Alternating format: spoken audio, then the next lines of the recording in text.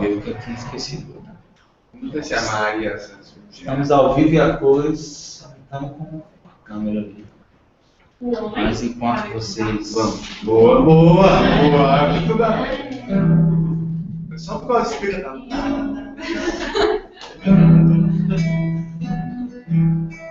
Certo de um homem esteve aqui, tinha um olhar mais velho que já existia.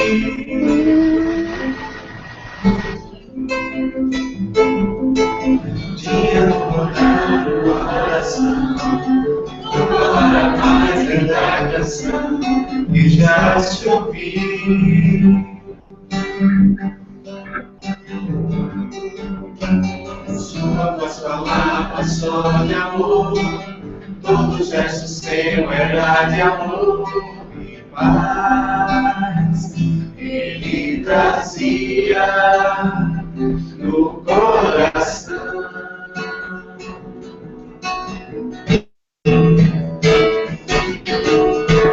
Ele pelos campos caminhou, subiu as montanhas e falou do amor maior.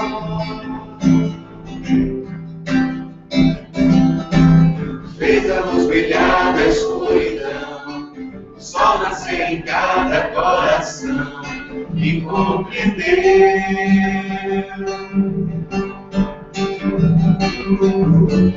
que além da vida que se tem, existe uma outra vida além. E assim, renascer,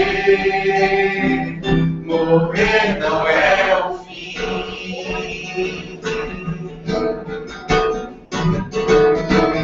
Tudo que aqui ele deixou não passou e vai sempre existir. Flores nos lugares que pisou e o caminho certo pra seguir. Oi? Eu sei que ele um dia vai voltar e nos mesmos campos vai procurar o que plantou.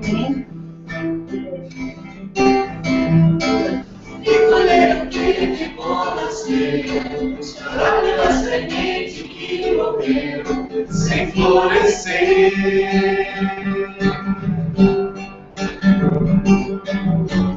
Mas ainda é tempo de plantar, fazer dentro de si a flor do bem crescer, pra me entregar quando ele aqui chegar.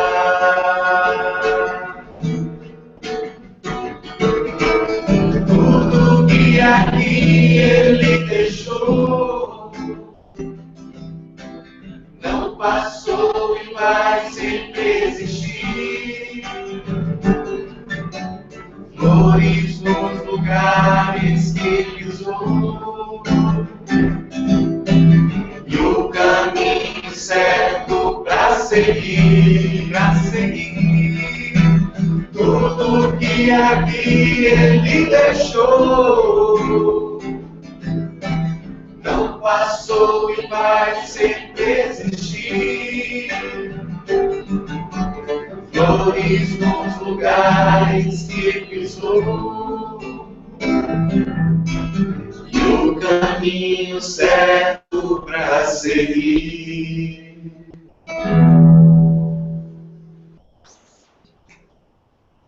No site oficial do Roberto Carlos, eu vejo um artigo dele que disse assim: eu ouvi falar que essa música né, psicografada e tal. O que você tem a dizer sobre isso? Deve falar 3 anos. Eu mandei ontem para ele. Ele tem um Facebook, né? Mas eu não dei. Aí você já nota que eu tenho Facebook. Eu tenho, mas ele não respondeu nada. Bom, Sim. hoje a gente vai ver o filho do homem não tem onde inclinar a cabeça.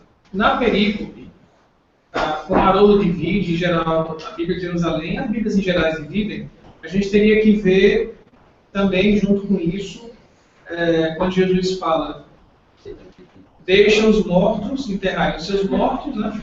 E em Lucas ainda aparece também alguém que diz, isso Jesus fala, quem olha para trás no arado não é digno do meu trabalho, alguma coisa assim. Lucas acrescenta mais isso. Aí a gente planejando, né, Ismael e eu planejando o calendário, a gente viu que se colocasse esses 3 ensinamentos ia ser muita coisa. E cada um deles tem uma profundidade. Então, Haroldo chama isso os desafios do discipulado. A gente vai ver só o primeiro desafio, que é o escriba, que diz a Jesus que vai segui-lo, onde quer que ele vá, e Jesus dá essa resposta enigmática, profunda, simbólica, né? Então quer dizer que aquele do enterrar os mortos... Depois. Faz parte da mesma coisa? Na mesma período. Desafio de discipulado. Logo depois dessa, você vai entrar com os mortos. Tá vendo? Tanto é que algumas referências... Você só se entrega, né? Tanto é que algumas referências... Tanto é que nas referências, Diego, depois eu vou passar para você, eu tive que fazer recortes para não entrar no próximo assunto. Então, muitas referências que a gente vai ver aqui, do Simonetti, do Pastorino e de outros, tem que ser recortado, e aí você pega a mesma coisa. Que aproveita o que sobrou lá. É bom já tem, né? Porque eles em geral comentam tudo junto. Mas eu tô com Giana. Ela vai encontrar alguma coisa Ela mas assim, deixa os estudos mais leves, né? Não precisa sair correndo. Porque assim, cada desafio desse rende muito. O Champlin comenta muito, o Kinner comenta muito, enfim. Ele tem pressa. Não adianta estar correndo, né? Então vamos lá. Tem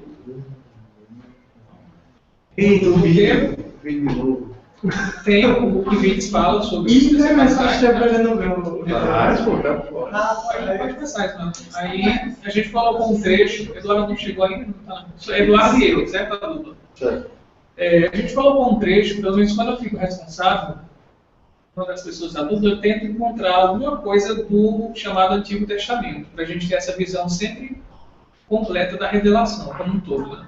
E nesse quesito, a Bíblia de Jerusalém ajuda muito, porque se tiver alguma passagem no Velho Testamento relacionada, ela indica do lado. E ela indica um salmo, que é bem interessante, que o Davi escreveu sobre as moradas. Então, Salmo 84, versículos de 2 a 4, Davi escreveu assim: quão amáveis são tuas moradas e a vé dos exércitos. Lembrando que exércitos pode ser traduzido também como estrelas, né? Haroldo fala isso. Seria a palavra, dependendo da vogal que você coloca, fica exército ou fica estrela. Então, o Senhor dos exércitos ou o Senhor das estrelas.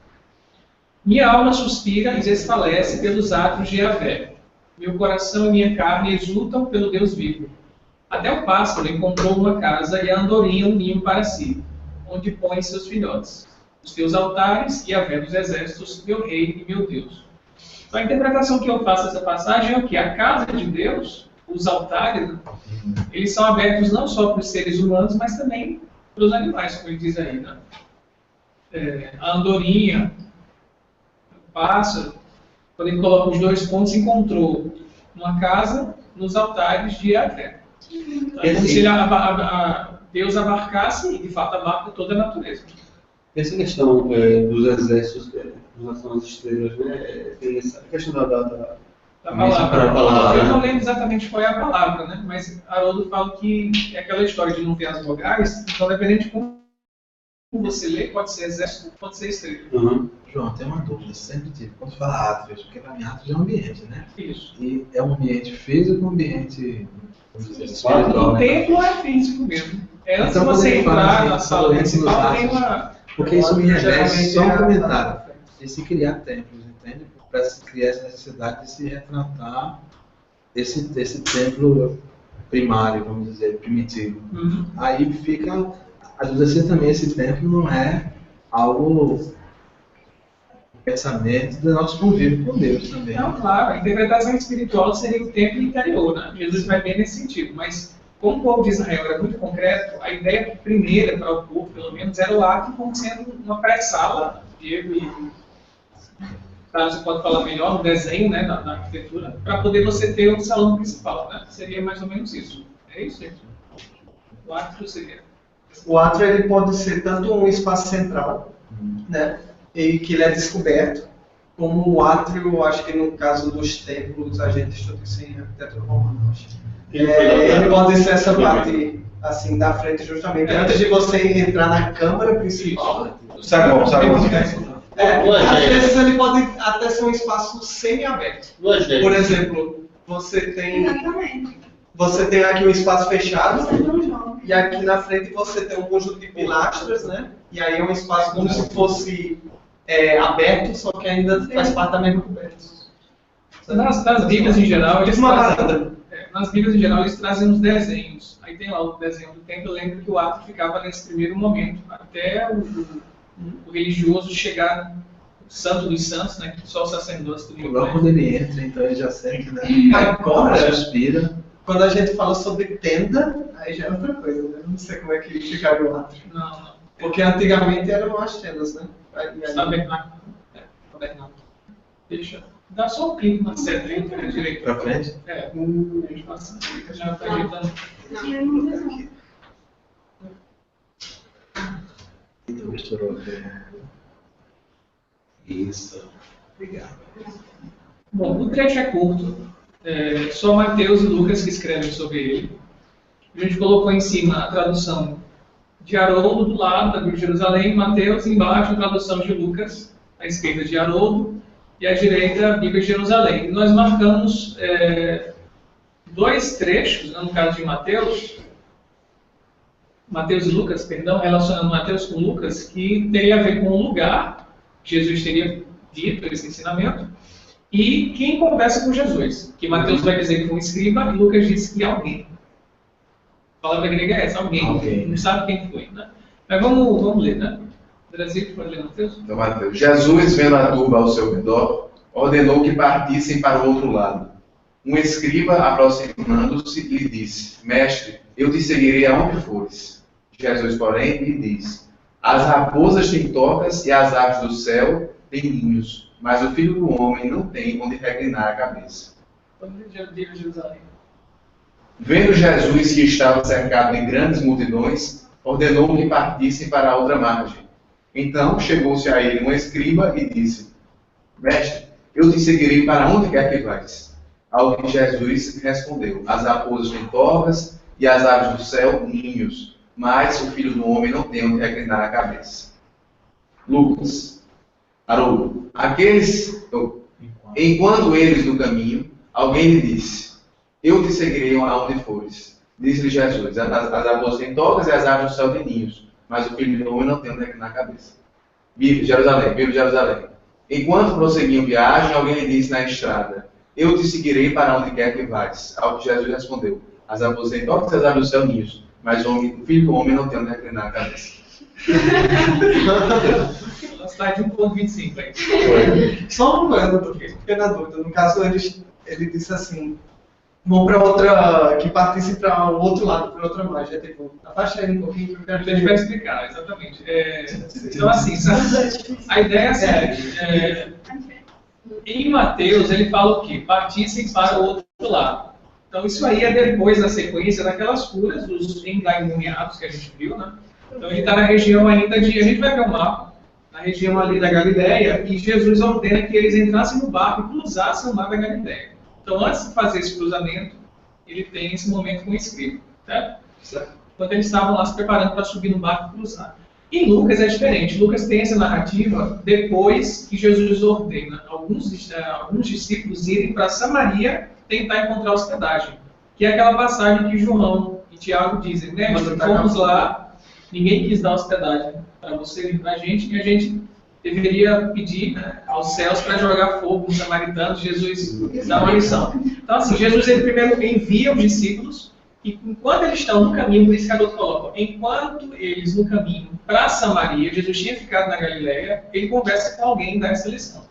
Certo? Mas, de qualquer forma, Mateus e Lucas situam o ensino na Galileia. Jesus não tinha ido nem cruzado o mar, né, para Mateus, e nem tinha saído encaminhado para Samaria. Ele tinha enviado só os discípulos.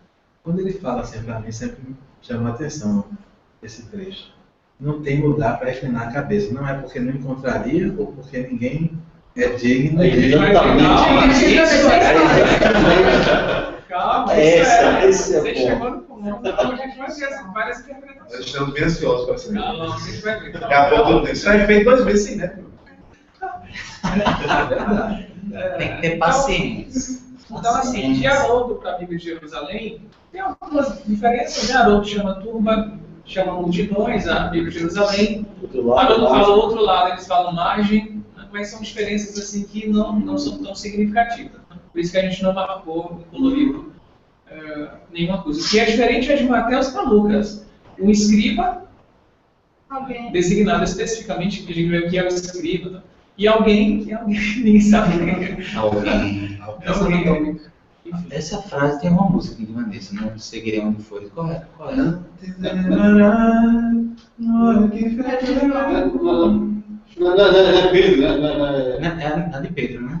não é Pedro. Qual é a frase? Eu te seguirei aonde fores. Quero ir contigo, mas terceiro não, né? Enfim, tem alguma música depois É de verdade, parece. Né? Não, eu quero ir contigo, mas sem ser as águas. Tem uma fundada que tu vai escrever. Na verdade, eu não Alguma coisa sobre. Não, mas não é essa frase. Não. É exatamente essa. Eu te seguirei aonde for. Vê se o pessoal na internet. Né? Olá, como é que ele fala sobre Estão todos acompanhando bem. Só a Giana que não conseguiu entrar, mas ela está acompanhando pelo. Ela está conseguindo acompanhar ao vivo, só não conseguiu entrar. Por motivos que só obsessão tecnológica. Só dizer, Felipe. Vamos ver agora o vídeo. Tem mais... O pessoal está comentando. Vê aí, né? Tô. Mas vamos para o vídeo que está o midinho. Eu evitei mudar lá porque. Olha, nosso amigo Que vídeo? do Tomidinho é quase quase vai usar até agora. Se quiser acelerar. Não. Ninguém vai acelerar. Eu assisti no 1.25. Obrigado, eu fico muito feliz. Cara. Eu acho que Raul e o e-mail. Que eu preciso. Gente, eu vou só para facilitar o pessoal de lá, vou botar o link para eles, certo? Eu sempre joguei. A gente viu até o vídeo. Eu, na verdade, quando eu assisti semana passada, fiquei imaginando como é que seria normal naquela palestra. Então, como assim que parava assim. É verdade, era lento no 5, quanto mais. Pronto, pessoal, vou mutar agora o nosso microfone. Vamos assistir todos os vídeos agora. Podem assistir.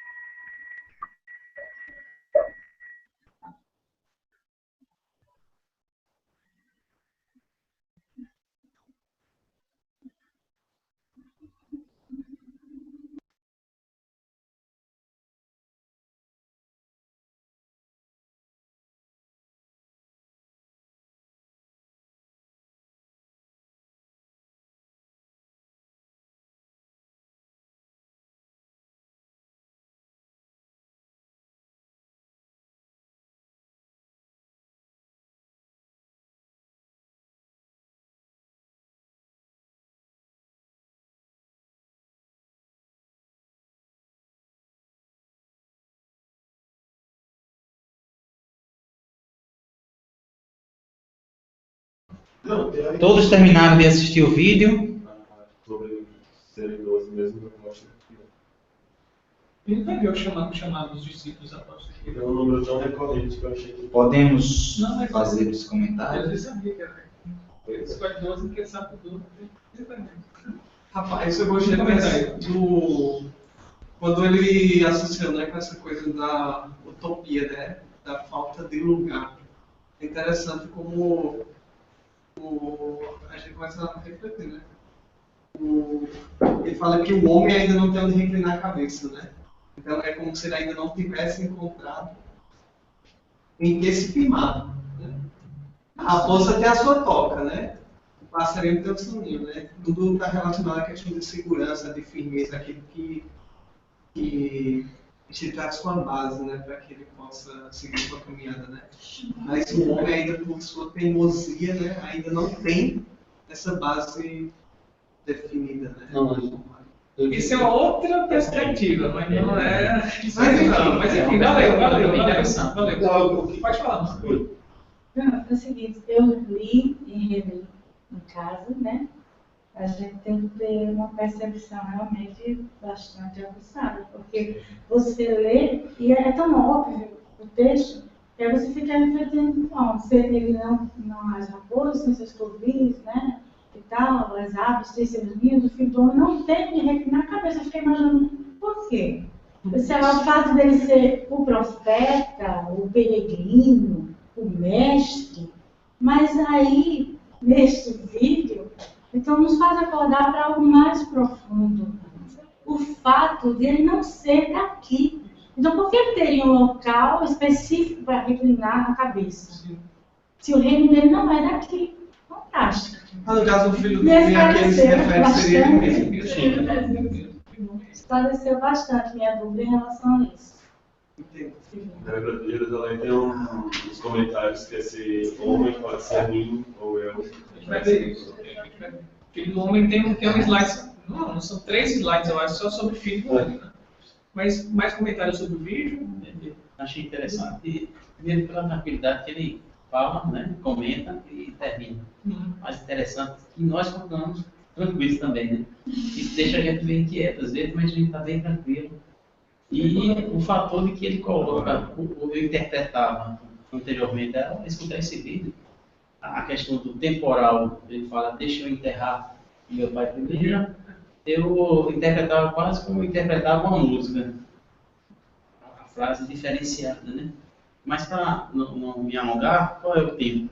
Eu achava que, poxa, tem uma fração tão mínima de tempo, eu vou ali e faço o sepultamento, horas, talvez um dia, não sei, e voltaria, e Jesus dizer, não, vem logo, deixa, aí eu interpretava, o pessoal levando e deixando... Esse é outro estudo. Enterrar para lá, e não é. Na verdade, ele diz assim, a questão temporal, deixa eu cuidar primeiro das obrigações, responsabilidades que eu tenho com a terra, e depois, lá na frente, eu vou... Né, sobrar é quando dedicar ao espiritual. Primeiro espiritual. Eu, me ajudando quando ele falou da utopia, eu achei interessante, porque essa palavra é muito usada, né?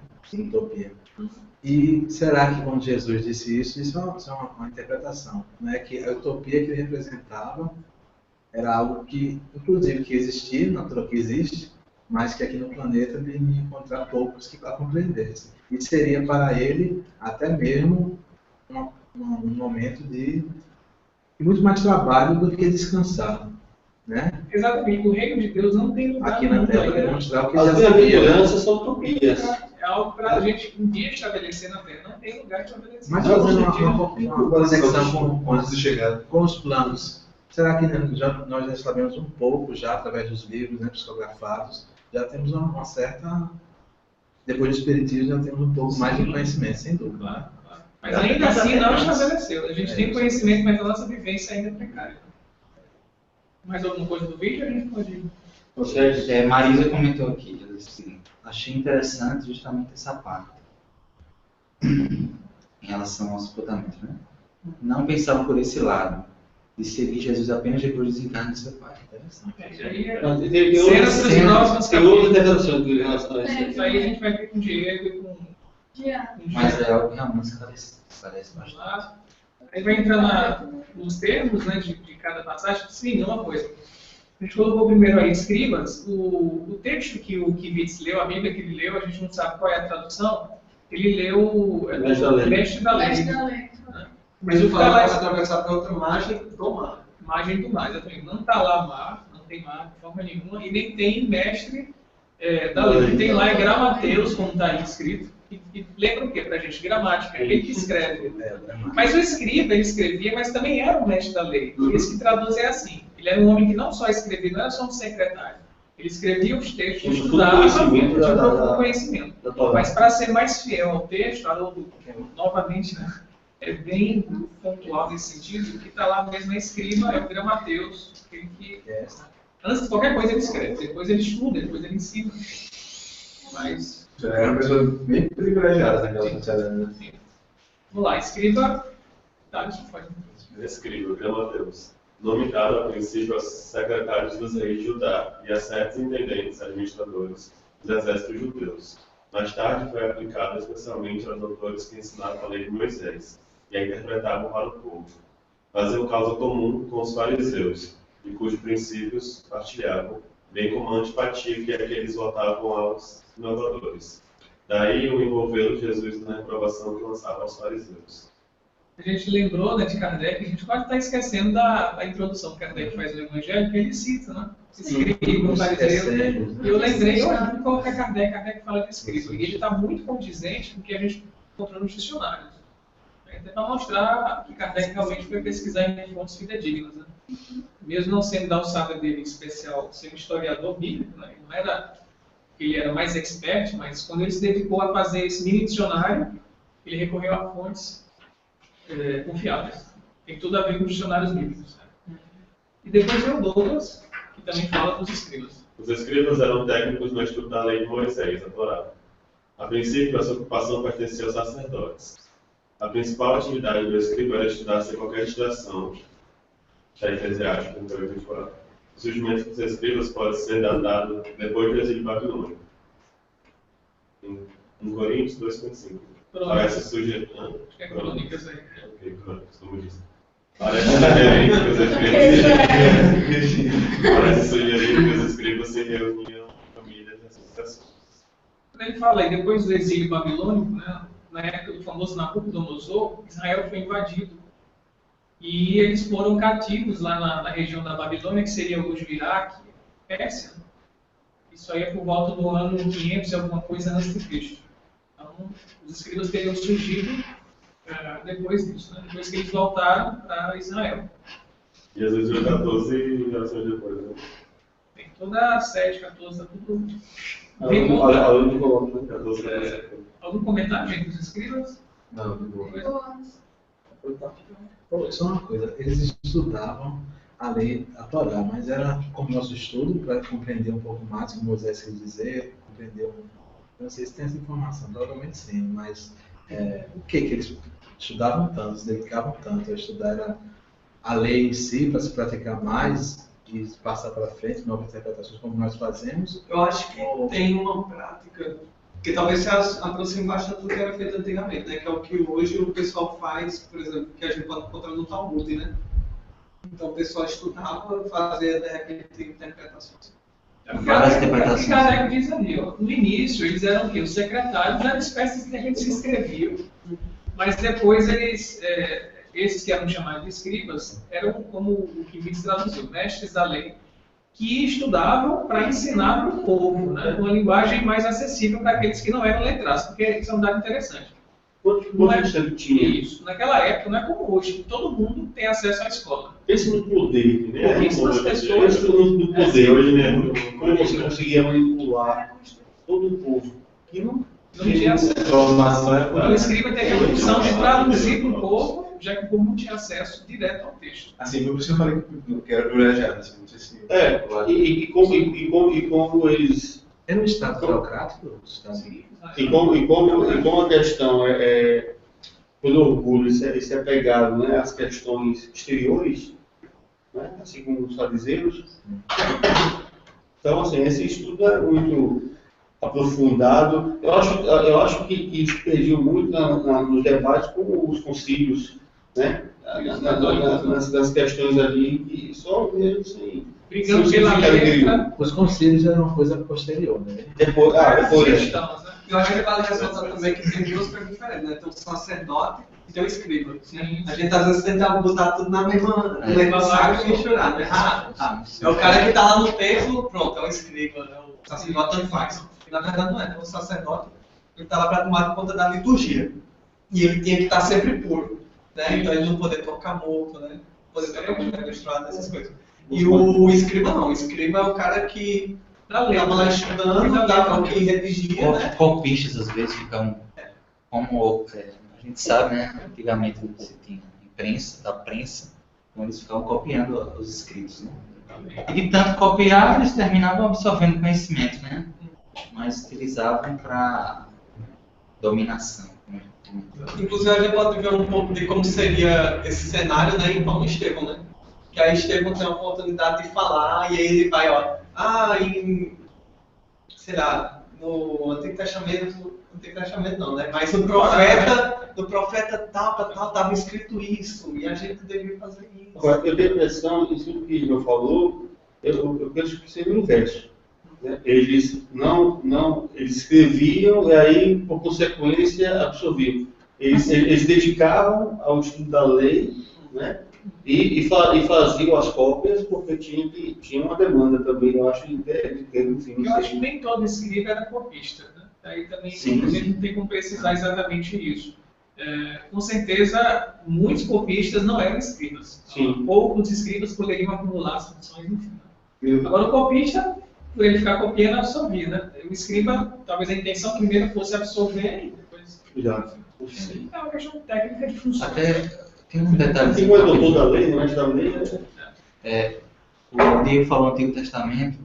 São um detalhezinho assim, porque eu fiz uma pergunta para Hugo, que é judeu, naquele momento que eu terminei falando no Antigo Testamento. E fiz uma cara assim.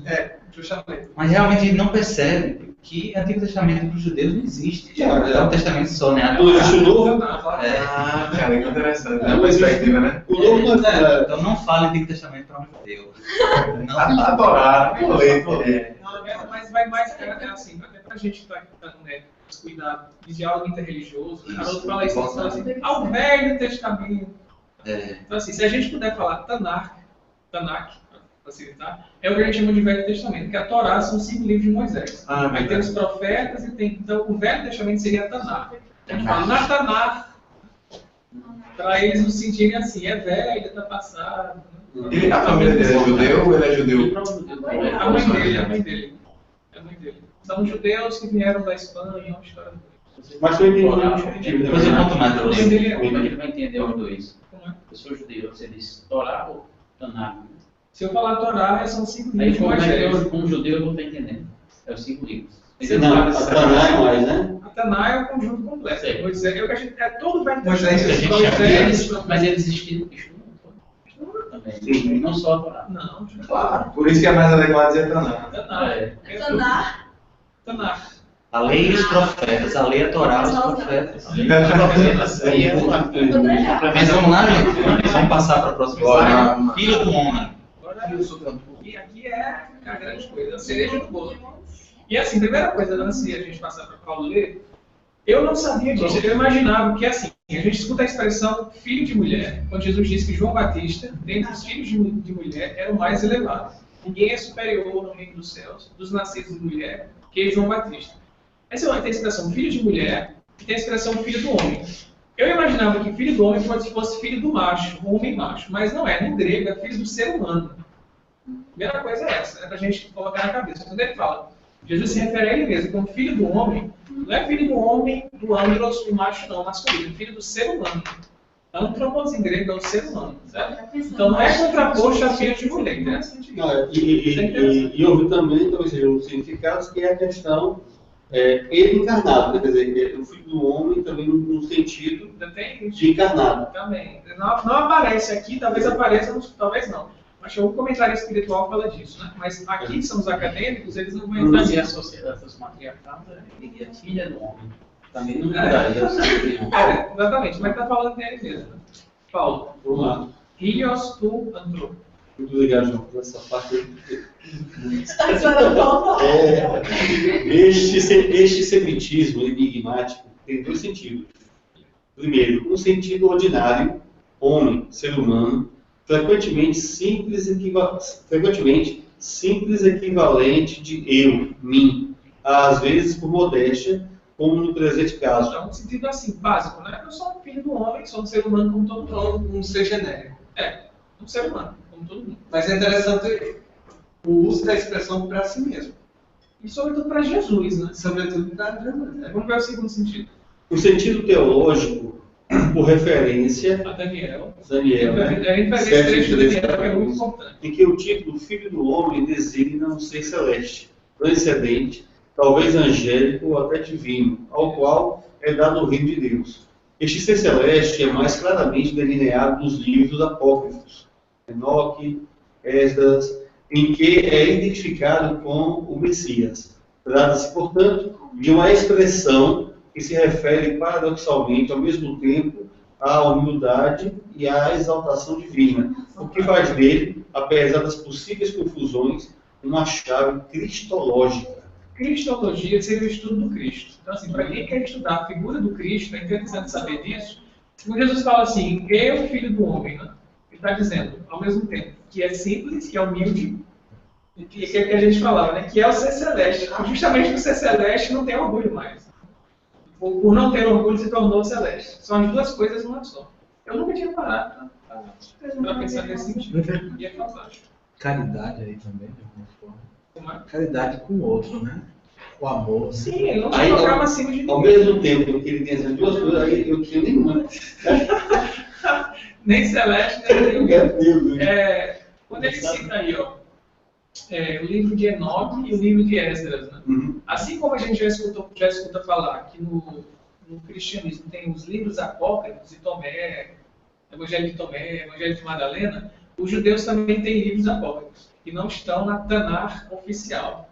Seriam, pelo menos, esses dois, Enoque e Esdras.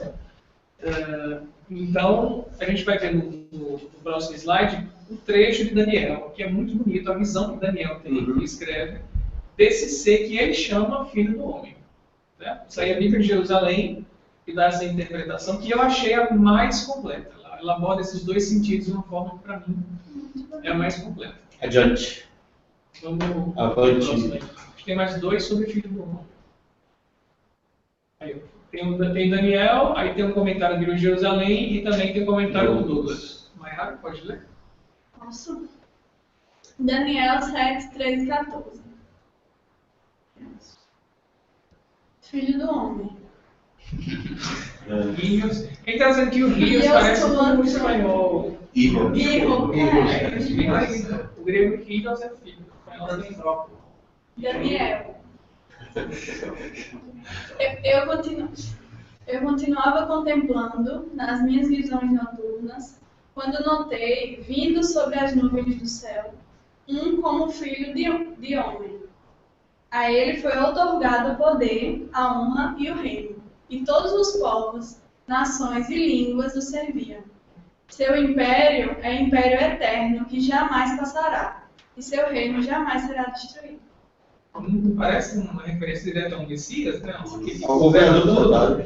Mas é interessante que ele fala um como filho de homem. Então é como se filho de homem já fosse uma expressão comum. E aí ele fala, parecia um ser humano comum, mas ele era o Messias, né? Mas aí o que acontece?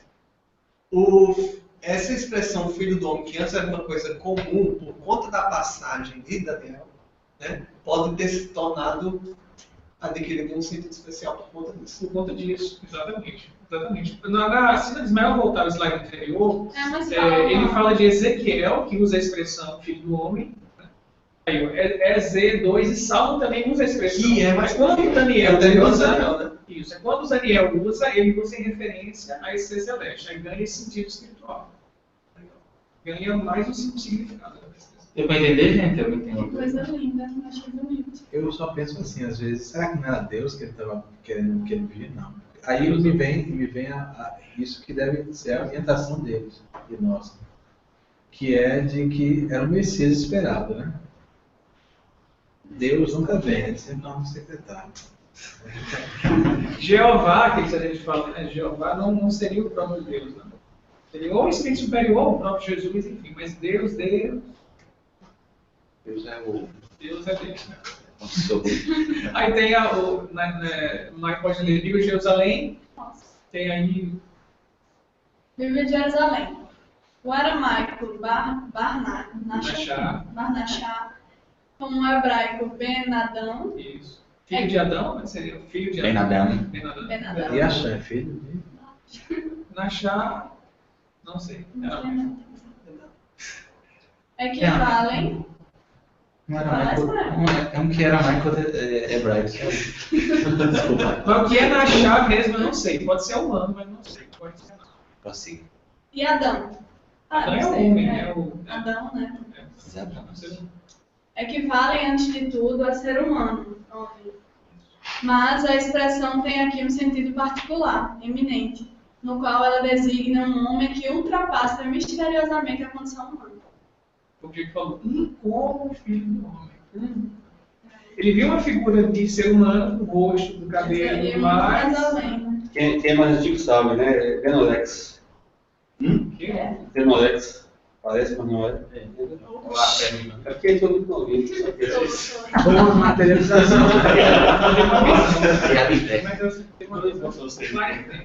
Ah, não foi uma visão. Ele viu exatamente como eu estou vendo. Não fala do nome tempo, não. Senão o pessoal fica louco lá.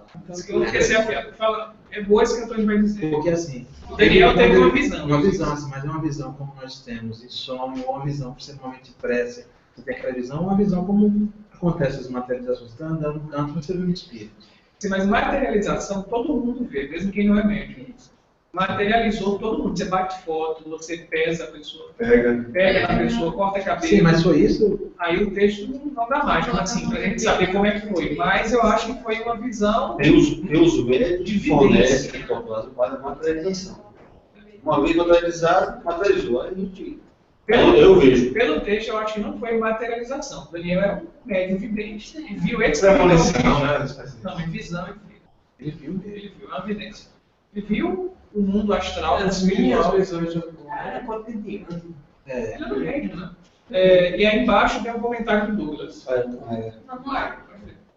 Ao identificar-se com o Filho do Homem, a quem é dado domínio sobre todas as nações da terra, Jesus proclamou seu divino caráter messiânico e a certeza que, a despeito da aparente vitória de seus inimigos e da aparente impotência de seus seguidores, ele haveria de triunfar no fim.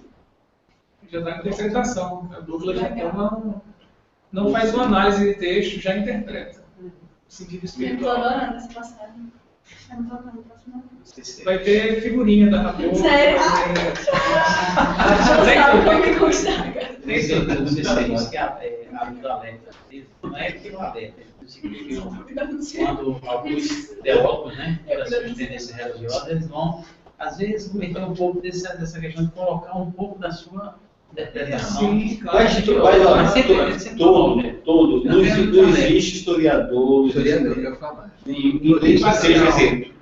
Mas existe o honesto e o desonesto. Sim, aquele que diz, olha, eu estou colocando isso porque eu tenho esse pressuposto. E tem outro que não diz o pressuposto e quer levar você... Isso, a verdade. É esse que o Haroldo alerta, embora dizendo que isso mesmo que seja feito, pode ser também...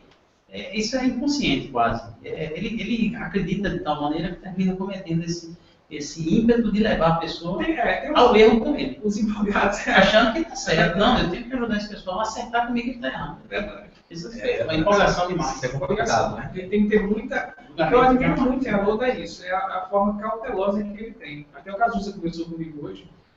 Eu não acho Haroldo parecido com os antigos rabinos, que tem aquele jeito assim bem... Até os mais novos a gente vê nos vídeos de rabinos. E Haroldo fala isso na passagem do Filho Pródigo, que os rabinos eram bem os anciãos, bem ponderados, o Léo era... Que andava devagarzinho. Né? Então, assim, a gente evitar essas empolgações, porque a chance de a gente errar com empolgação é muito grande. Então, se você é moderado, a sua chance diminui em relação ao erro. Eu aprendi muito isso com por isso. Tem aquele salmo que a gente leu no início. Ele fala assim. Tem aquele salmo que leu no início, né? Que a gente leu Iavé. Fala pensando nisso. Isso. O que vai Eu dizer. estou falando aqui rapidinho. Vai, Ismael, vai. Salmo 28, né? Se não me engano. 80 e... Tem Iavé, só que a lenda ele substitui Iavé por Adonai.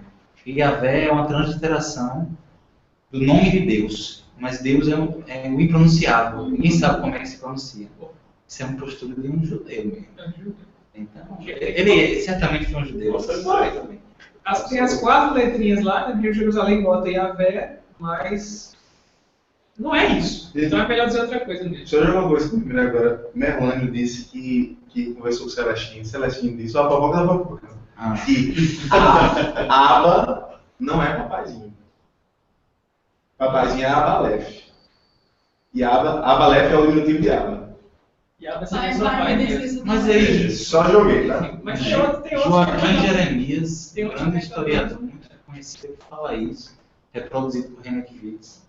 Aí a gente fica dividido, né? Eu adoro Celestino, né?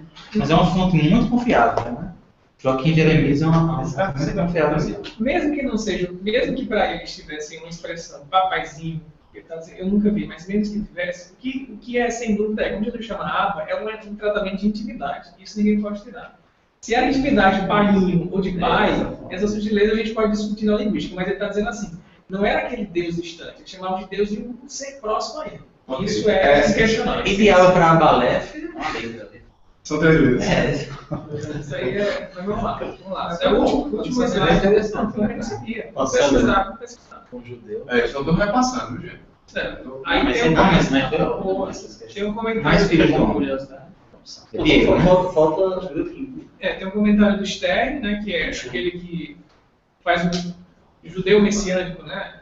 Faz um comentário judaico sobre o Novo Testamento, e o nosso amigo Chaplin estava sumido. Yeshua é tudo isso. O Messias, um homem típico, ideal. E uma pessoa preparada tanto no céu quanto na terra para ser um homem. Yeshua refere-se a si mesmo por esse título frequentemente, ressaltando sua total identificação com a condição externa. E aí agora o Chaplin. Essa expressão pode conter 2 sentidos principais, que é aquilo que a gente vê, né? A apresentação de Jesus como um ser humano típico, isto é, representante da raça humana. Esse é o significado comum dos termos que contém a expressão filho de. E, em segundo lugar, identificação que Jesus fez de si mesmo com a personagem profética de Daniel, no capítulo 7. Isso fica claro em Crônicas, capítulo 16, versículo 3 a 17.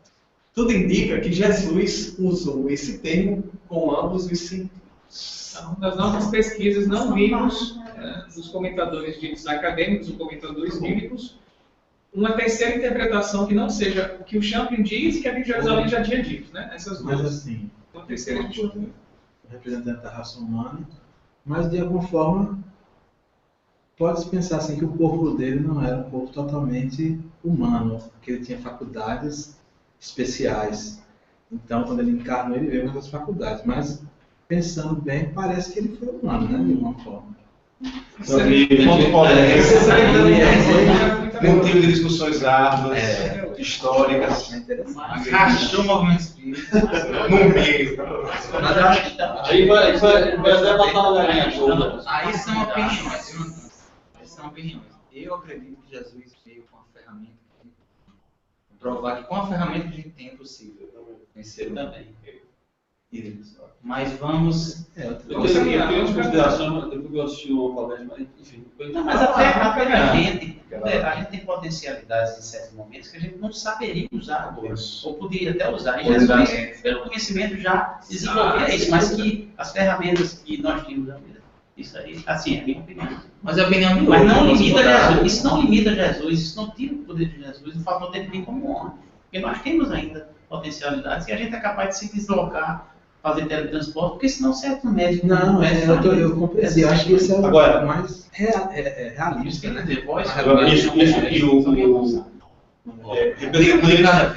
Representando a raça humana, assim, aí entendo aquele tipo ideal, aquele tipo perfeito que Sartre cita. Né? Assim, ele como encarnado, ele representa o top do que é possível ser humano fazer. É o arquétipo do homem integral. E fora isso, aí tem a parte espiritual, né? Tem a parte cristã, vamos chamar assim. Lembra que E pode analisar uma coisa atrás que também, para porque- você reencarnar no planeta, sair de um planeta para outro, você teria que ter um corpo diferenciado. Esse corpo da gente aqui, para habitar em outro planeta, não seria possível. Tem que absorver os fluidos do planeta. Sim, O ser humano, vamos dizer assim, perfeito, no sentido que ele não. Porque tu vem de outras encarnações sem uma perna, sem um braço, um cérebro menos desenvolvido, você entende? Então, ele era um ser humano perfeito, vamos dizer assim. Saudável, né? Saudável. Integral, tá? Homem é homem integral, né? Tem que passar. Sangue de Cristo. Vai faltar mais 10 vezes. Vamos lá. Cabeça. Como ele fala, não tem o que reclinar a cabeça, a gente vai atrás disso, né? A gente já tem estudado a cabeça, não já? Porque eu já. Cefaleia. Não quer falar. Daí vem cefaleia. Cefaleia. Mas o grego é quer falar. Então cabe, não tem ser. Legal, vizinho. Pode ler. A cabeça não é considerada como a sede do intelecto, mas como a fonte da vida. Assim, é que elevar a cabeça significa conceder vida no sentido de proporcionar sucesso, ou significa esperar no próprio Deus. Figurativamente, ter cabeça denota superioridade de categoria e autoridade sobre os outros. A gente tinha visto coração. Coração. Para isso, o coração era a sede do intelecto, Aí das mencionou. emoções e do desejo. E no caso aí ele fala que a cabeça seria a fonte da vida, né? Interessante esse conceito. E não do intelecto como a gente tem, né? Não é que a cabeça ela vai ser a fonte da vida, o coração é a fonte do intelecto e da emoção, ou então dentro do nosso contexto, a cabeça vai ser de fato a fonte do intelecto e o coração a fonte do sentimento, né? Na verdade a gente sabe que tudo é integral, né? Tudo é inerente ao nosso espírito, né? Mas é importante que a gente entenda a figuração. Isso. Né? Como eles usavam. Justamente. Porque a figuração é utilizada para compor sentenças. Né? Então é muito importante a gente ressaltar o entendimento do que eles dizem que é cabeça, né? O sentido, né? Porque às vezes existe uma figuração por trás de uma frase. E aí entra mais como uma questão de contextualização histórica. É muito complicado você se despir dos conceitos que você carrega, porque o intelecto só começou a ser misturado na cabeça no Renascimento. O símbolo máximo é Deus tocando o dedo de Adão, que é o símbolo, que é o perfil do cérebro. E o coração só começou a ser símbolo das emoções mais afim depois do século XIX. Então, se a gente saber disso, que não existia essa questão nessa época, se despir de todos os conceitos que você já traz, e ler isso de forma pura, você vai entender muito mais. É o que Haroldo sempre diz, a gente tem que esquecer os nossos padrões e mergulhar numa cultura de mais de 2.000 anos. Se a gente não conseguir fazer essa transposição, a interpretação do texto vai sofrer muito, vai ficar muito prejudicada. A gente já falou bastante sobre isso, mas é sempre bom a gente Pessoas novas, refrisar, porque sempre vem gente nova, sempre tem gente assistindo o vídeo e a gente sempre comenta. Só dele fazer esse trabalho que está fazendo de reprodução, né? Já é de alguma forma uma atualização. Né? Interessante também, muito. Olha aí, chegou. Aí é novo. Cadê a imagem? Alopex. Raposa. Tanto as raposas quanto os chacais podem ser encontrados por todo o Oriente Próximo. São membros da família Canidae, do cão, e são intimamente aparentados, ainda que a raposa seja usualmente solitária, enquanto o chacal geralmente vagueia em matilhas. Douglas, novo dicionário da Bíblia. Oriente Próximo é o que a gente chama de Oriente Médio, né? Aquela região da Arábia, Israel, não é o Oriente da Índia e do Japão. A raposa é conhecida por ser, não sei, pelo menos aqui, né? Não ser perspicaz, não ser... Malicioso. Diferente. Diz o dicionário. Parece um filhote de lobo, né? De novo? Não. São na verdade, E chacal, tem também? Não. O chacal ele só botou para É o comparar. vilão da festa do céu. Eu estava aqui tentando Não lembrar. pode falar essa palavra. Chacal? Nunca viu catequese?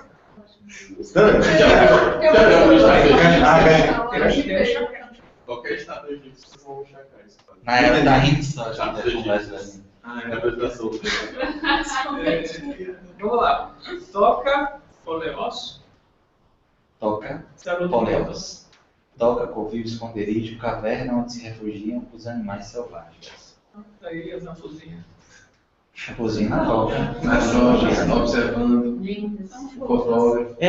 O que assim a gente precisa ressaltar não é nem a simbologia da raposa, mas da toca, principalmente, né? Que é o porto seguro, o abrigo,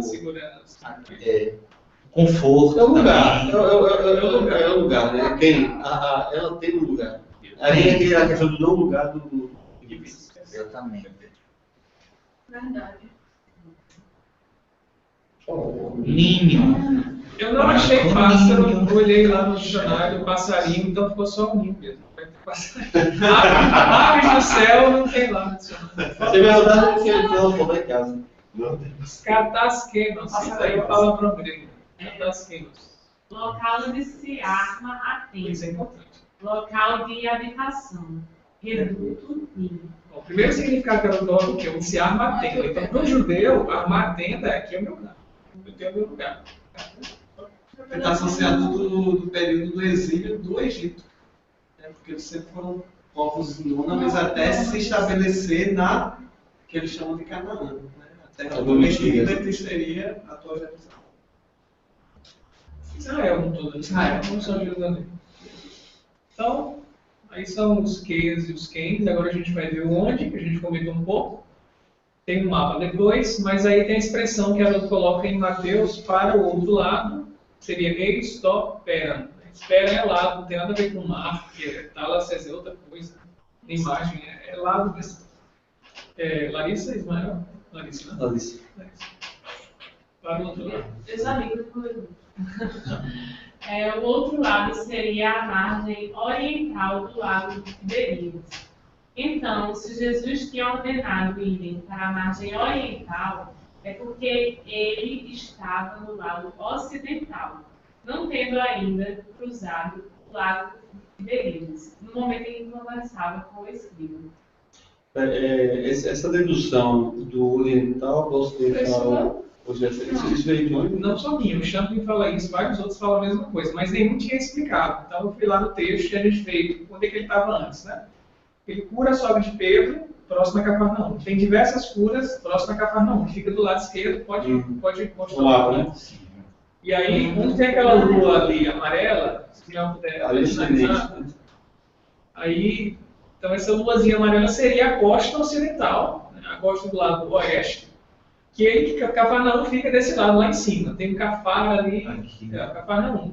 E aí essa parte azul é o lago de Tiberíades, né, uma Galileia, que Jesus iria cruzar para a região que está ali, o nome de Decápolis, é aquela parte mais grande. Pode orientar. Então quer dizer que antes dele partir, ele disse, pessoal, partam para lá que eu vou ensinar umas coisas novas lá no outro lado.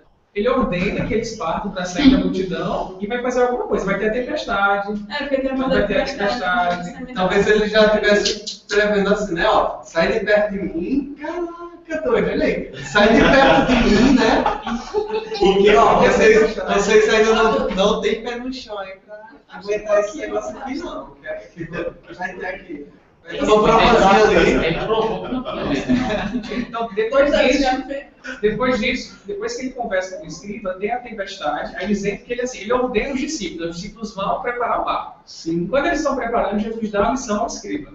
E aí Jesus sobe no barco, e no meio da tempestade, talvez a mochiladazinha, eu acho que ele saiu de água, são os seguidores, ele não, talvez essa questão. E na hora que a tempestade deu uma missão para E o reclinar a cabeça, porque no barco ele dorme, né?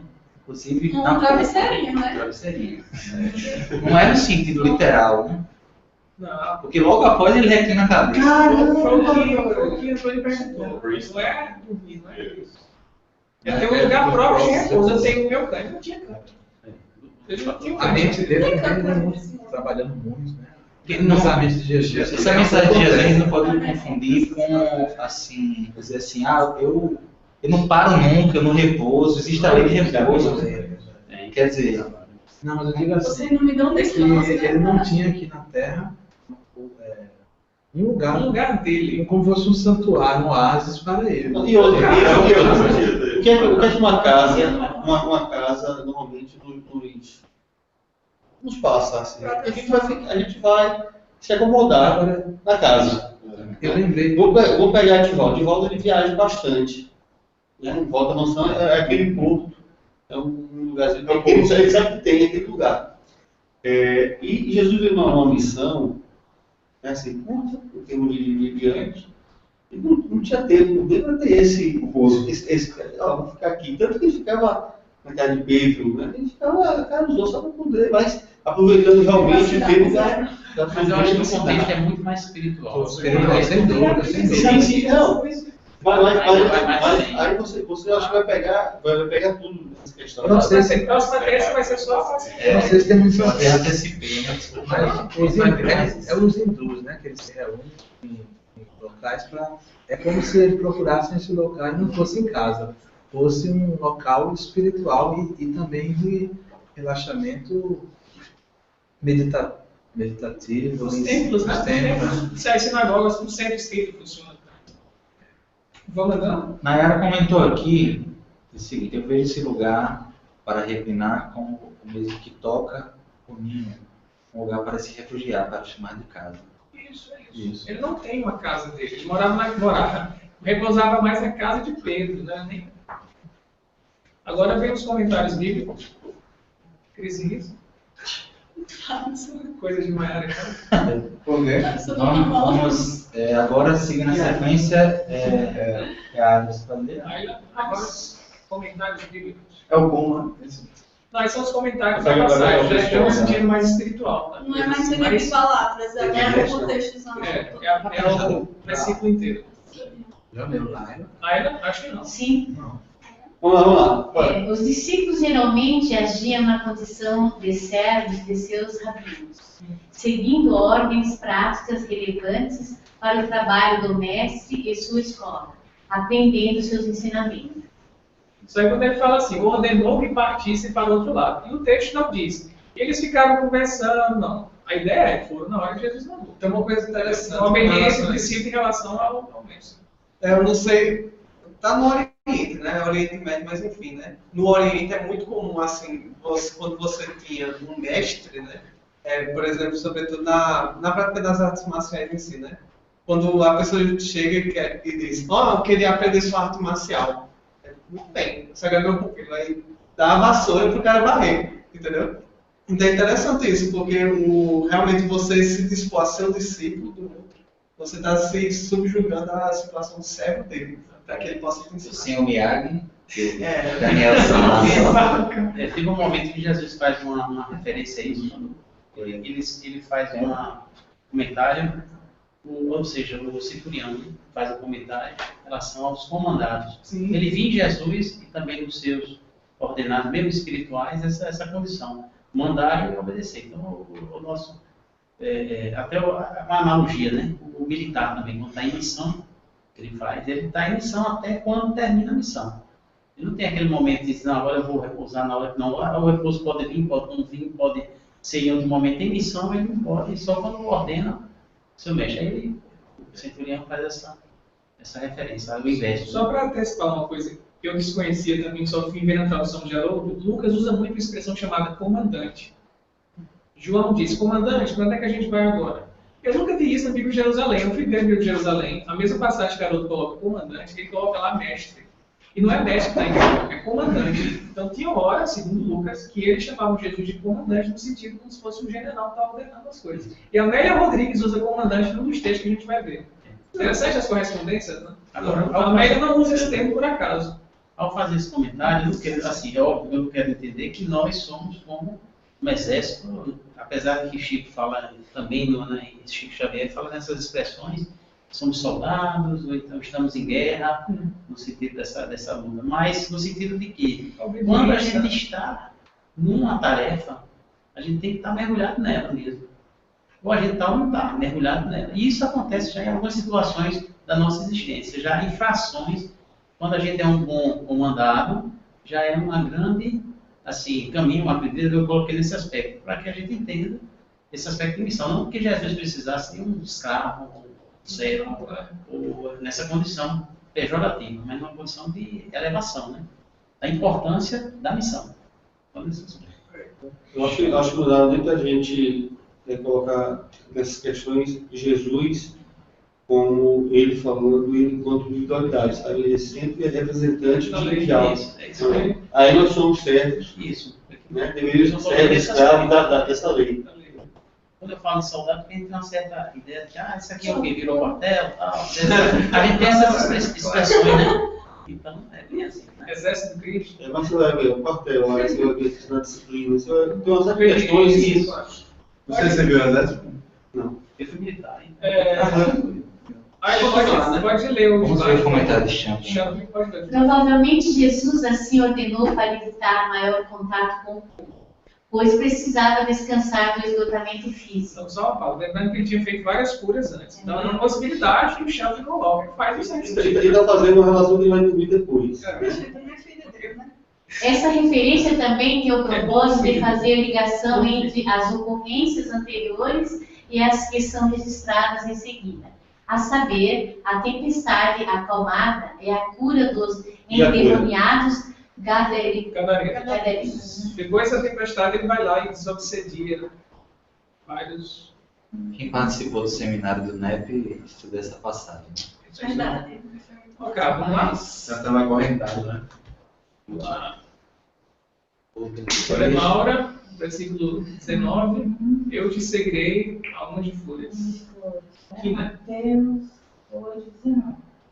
Alguns filósofos gregos radicais que evitam a posse de bens terrenos procuram repelir candidatos a discípulos que exageravam nas suas exigências com o intuito de testá-los a reter para si os de maior mérito.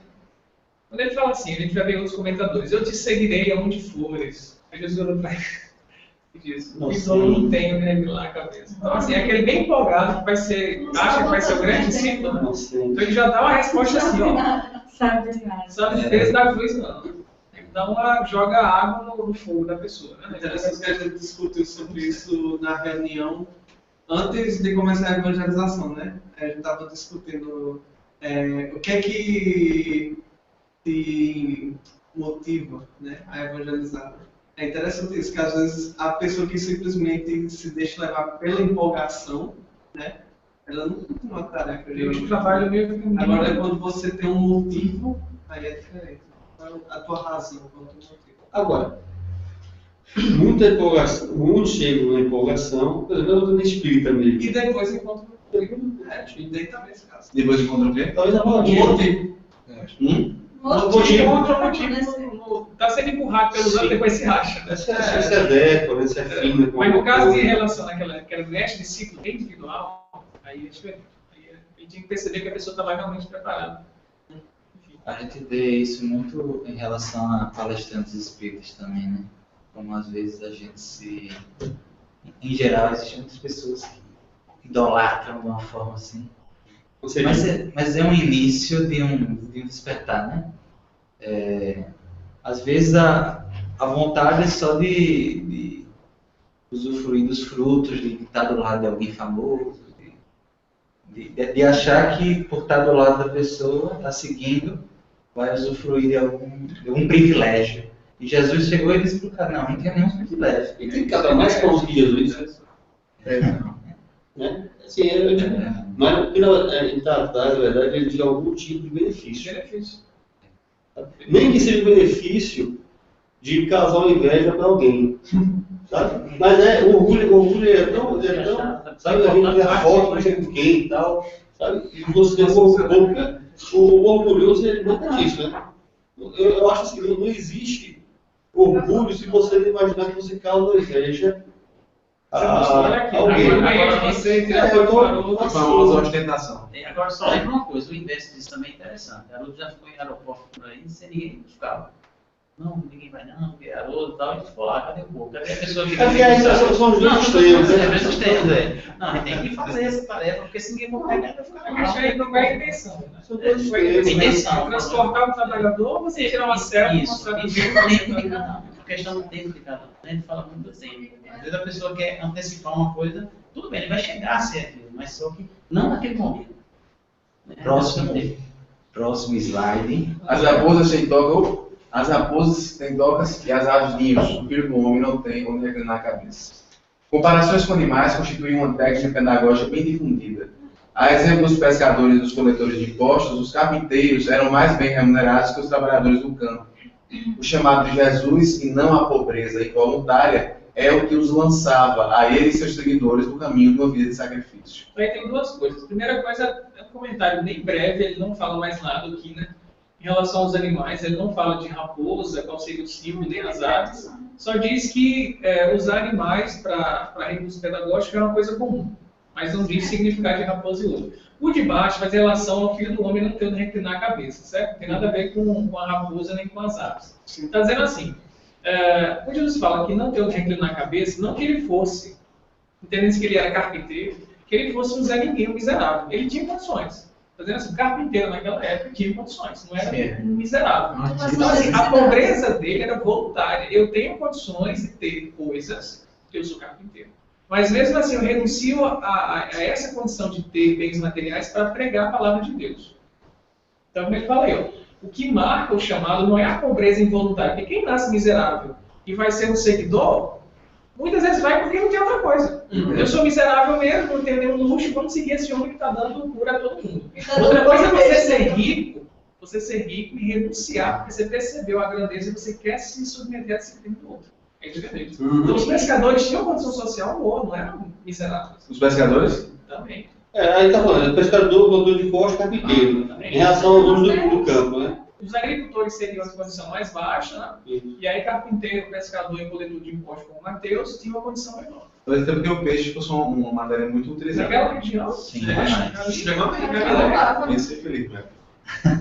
Nessa Então, assim, a sutileza era não a pobreza involuntária, mas sim a adesão voluntária à renúncia. É isso que faz a diferença.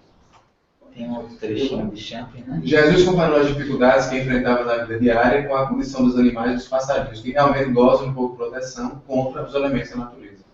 É interessante essa visão do Champion, né? Porque a gente falou até então que eles tinham a toca para se abrigar, e ele vai dizer que, na verdade, os animais teriam uma vida... É bem improvisada, né? É bem improvisada. Faz sentido também.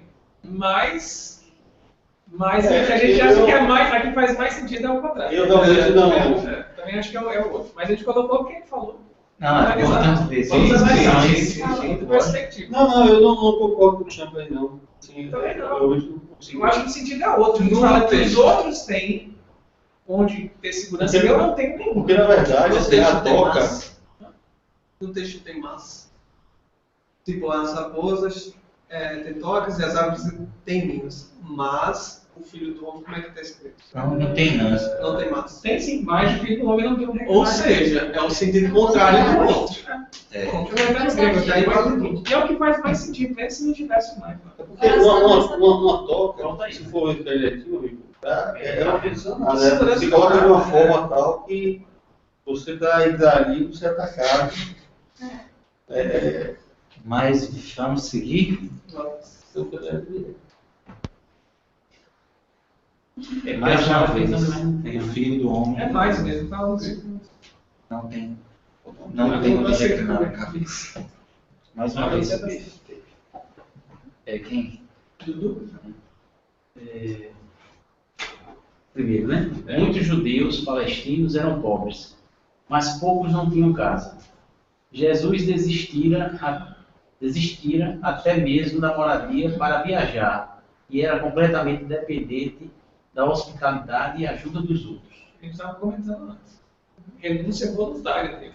Ele não precisava fazer isso, ele quisesse. Ele ia ser carpinteiro, com José e viver dele. Então, vida tranquila. Com os pais. Pode ler o segundo. Ele não necessariamente, digamos assim, em despojar ou não usar riqueza. Assim, é você. se desprender dela, né? Não está ligado. Isso a gente vai ver lá, né? Mais adiante.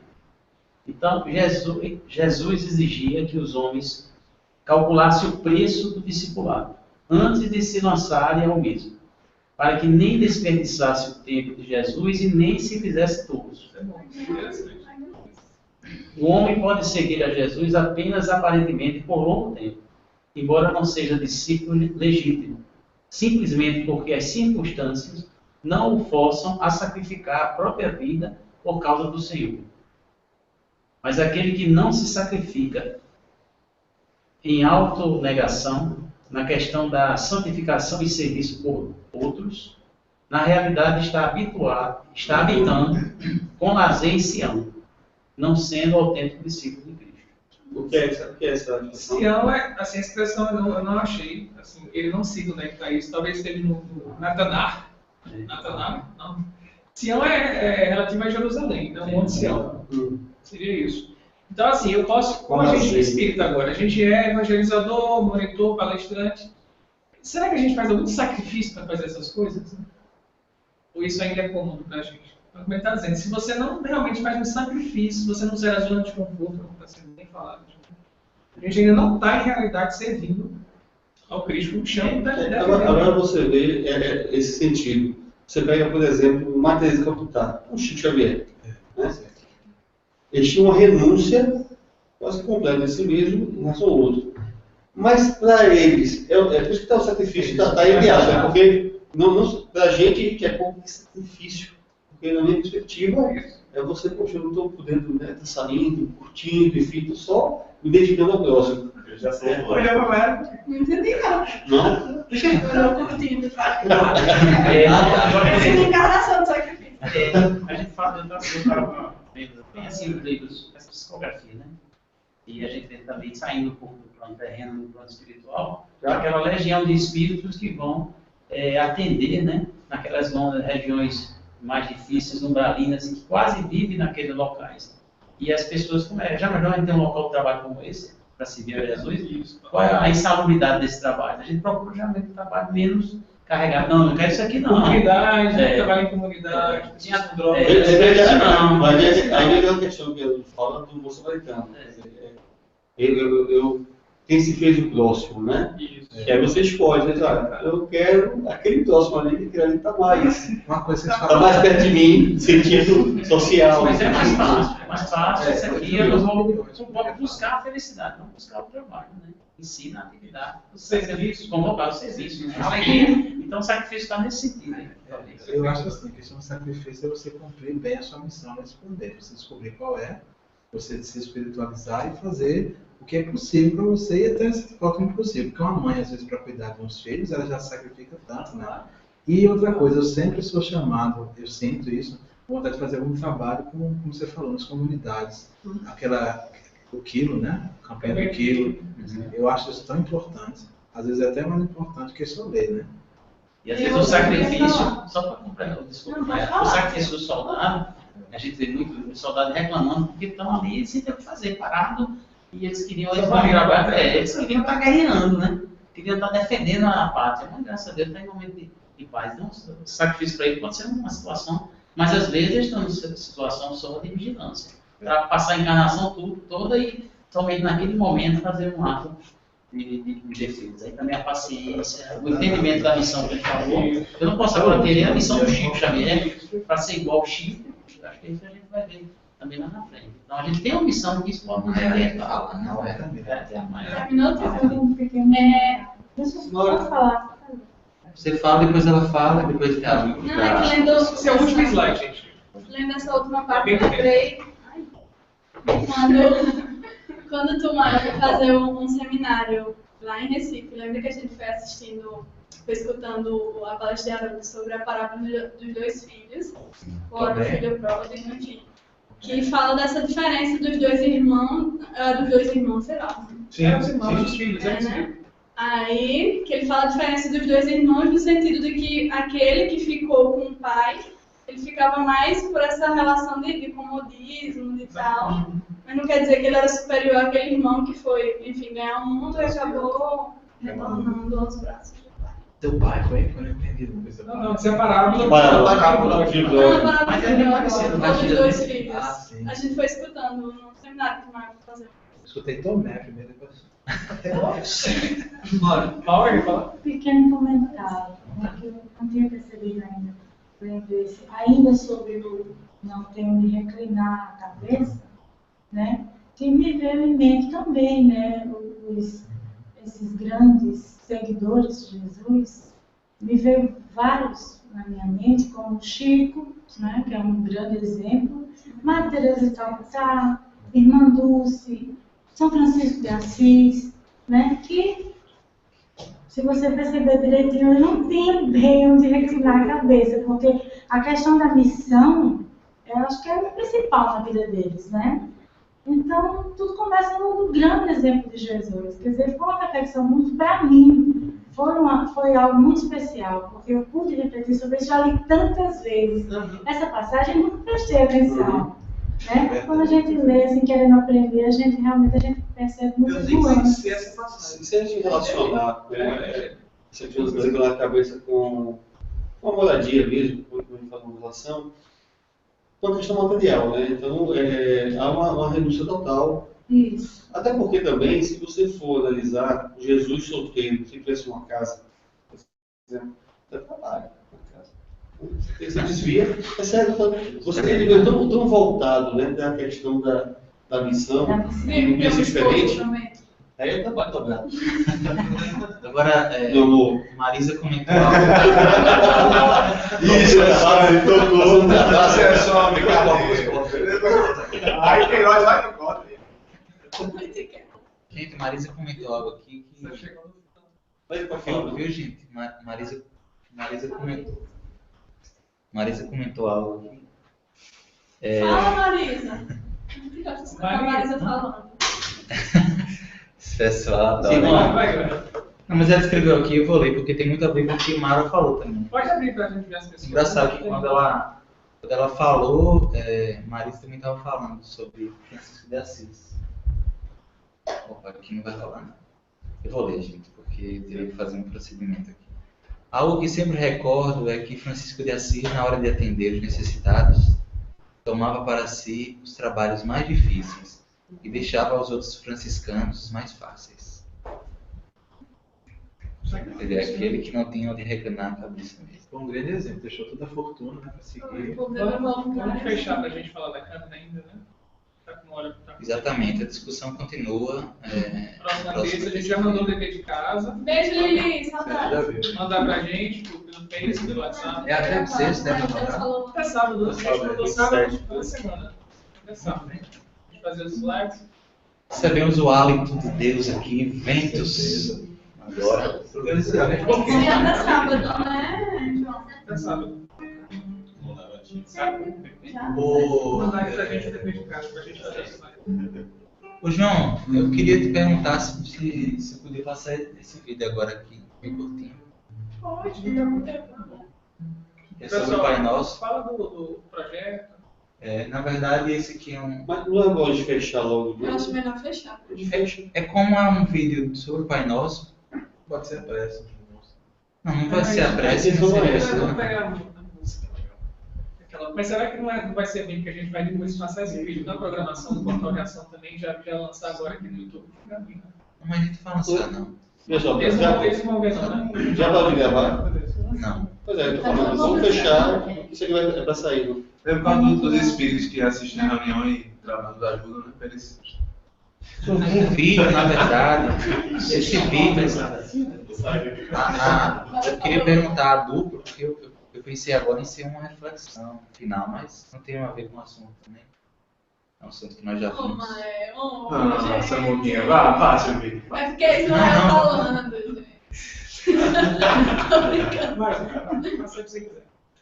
Não, vamos fazer a prece, depois eu faço. Depois passa. O que eu quero é que a gente preste atenção. Uma das coisas muito difíceis de fazer aqui é dar um aviso para vocês. É muito difícil, vou dizer. Porque vocês não param. É energia com força. Não sei o que não. 2 avisos no final, por gentileza. Faz a prece. Após a prece. Vai, André, toca aí. Agora eu quero ver.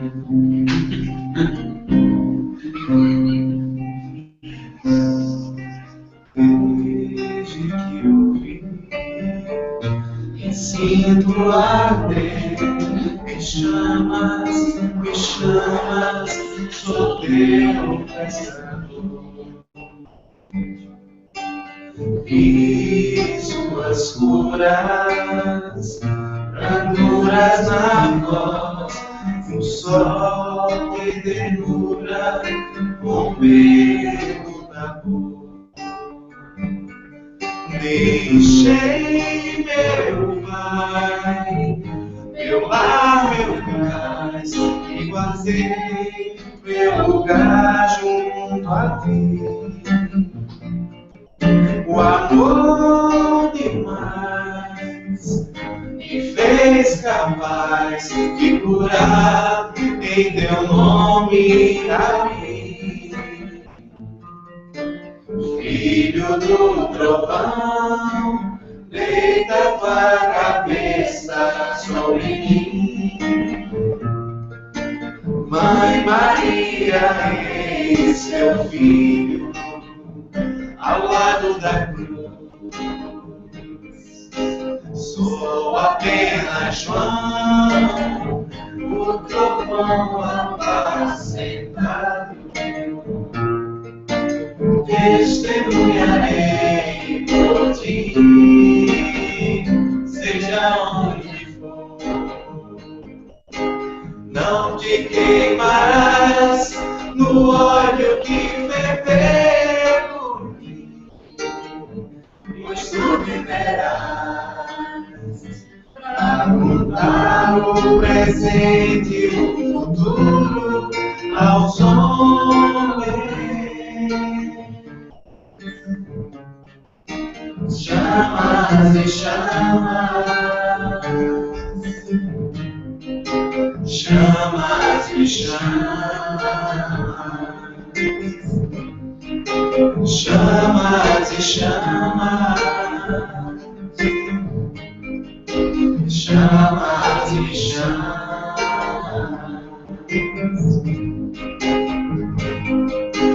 Mas em toda a terra poderá conter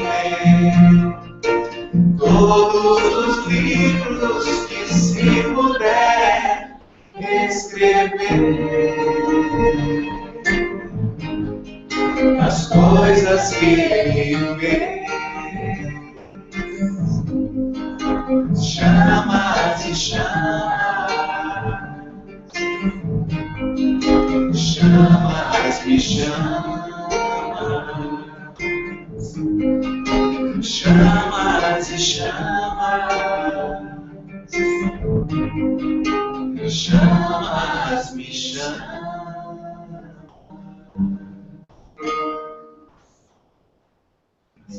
Vamos deixar para lá, né? Desapego, né? É. Por isso que talvez eu não pensei que era ela que falava isso. Toda vez. Ah, tudo bem. Eu nunca tinha visto você cantar essa música. Não tinha visto essa Adicional ao repertório. André tá com Vamos lá. Vai finalizar assim, quem Dois avisos, amigo, vai.